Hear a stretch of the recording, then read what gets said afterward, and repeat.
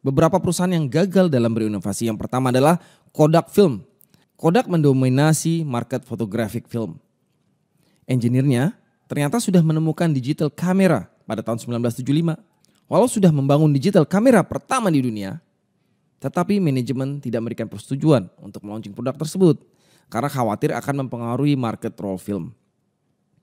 Manajemen hanya berfokus kepada kesuksesan di roll film sehingga mereka lupa akan adanya revolusi digital.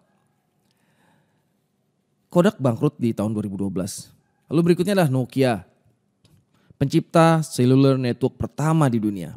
Pada akhir tahun 90-an dan awal 2000-an, Nokia adalah global leader dalam dunia mobile phones. Nokia tidak berfokus kepada konsep software dan tetap fokus kepada hardware. Karena manajemen takut akan berkurangnya user jika berubah terlalu drastis. Nokia memiliki operating system dengan user experience yang kurang baik pada saat itu. Nokia tidak ingin lebih dulu melakukan perubahan drastis user experience. Pada tahun 2007, Steve Jobs launching iPhone. Handphone tanpa keyboard yang revolusioner pada waktu itu.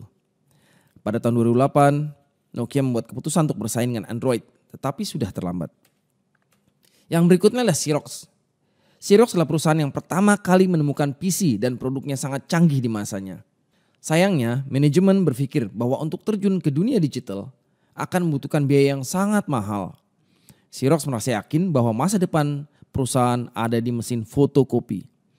Produk digital communication yang ditemukan tidak terlihat dapat menggantikan fotokopi. Yang berikutlah Yahoo. Pada tahun 2005, Yahoo adalah pemain utama di online advertising market. Yahoo kurang perhatikan arti pentingnya fitur search karena berambisi menjadi pemain besar di bidang media. Yahoo mengabaikan consumer trends dan kebutuhan untuk meningkatkan kualitas user experience-nya. Yahoo berhasil dalam mendapatkan jumlah viewers untuk konten, tetapi tidak sukses mencetak profit. Yahoo kehilangan banyak kesempatan. Misalnya di tahun 2002, hampir deal untuk membeli Google, tetapi CEO Yahoo menolak. Dan 2006, Yahoo memiliki deal untuk membeli Facebook, tetapi ketika Yahoo menurunkan penawarannya, Mark Zuckerberg mundur. Andai saja Yahoo berani mengambil kesempatan, saat ini kita bisa Yahooing bukannya Googling. Lalu berikutnya adalah Polaroid. Polaroid didirikan pada tahun 1937 dan adalah salah satu high-tech success story di Amerika. Perusahaan ini hit di tahun 1972 ketika launching model SX70, kamera yang bisa langsung cetak hasil foto. Di tahun 90-an, Polaroid berada di puncaknya. Di tahun 2001, karena booming digital photography, Polaroid bangkrut. Ini karena para pemimpin perusahaan percaya bahwa foto yang dicetak di kertas adalah sesuatu yang diinginkan oleh market. Berikutnya adalah BlackBerry.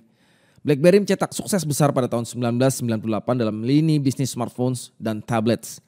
Hingga tahun 2000-an, enkripsi BlackBerry adalah yang paling hebat di antara yang lain. Tetapi mereka tidak memikirkan yang namanya user experience. Setelah itu, semua mobile industry mulai fokus ke touchscreen display yang paling besar. Sedangkan BlackBerry lebih peduli dengan apa yang mereka miliki. Gagal dalam mendapatkan perubahan, di tahun 2017 CEO mengumumkan bahwa BlackBerry keluar dari smartphone manufacturing business.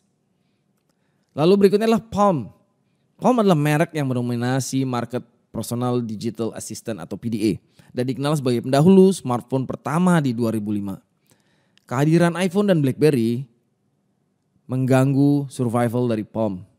Palm terlalu lambat menyadari bahwa pelanggan smartphone menginginkan wireless voice dan data. Palm tidak bisa menemukan formula untuk over-the-air synchronization dengan Microsoft Outlook dan BlackBerry tampil memberi solusi. Lalu berikut adalah Sony. Sony adalah sebuah perusahaan manufaktur produk elektronik yang mengubah orang dalam mendengarkan musik, yaitu dengan penemuan Walkman pada tahun 1979. Di tahun 90-an, Walkman ibarat sebuah gadget yang dimiliki semua remaja. Tetapi ketika MP3 dikenalkan ke pasar, penjualan Walkman drop. Walkman yang sangat ikonik dibinasakan oleh MP3 player, di mana di kemudian hari MP3 player pun juga dibunuh oleh smartphone. Sony tidak mengadaptasi inovasi teknologi seperti digitalisasi, pindah ke software, dan tumbuhnya downloadable music online. Sebenarnya Sony punya teknologi untuk launch produk bahkan yang lebih baik dari iPod, tetapi terlalu takut untuk mencoba sesuatu yang baru. Lalu kita bisa lihat di mana ternyata usia perusahaan berkurang signifikan. Di tabel ini dari tahun 1928 hingga 2018.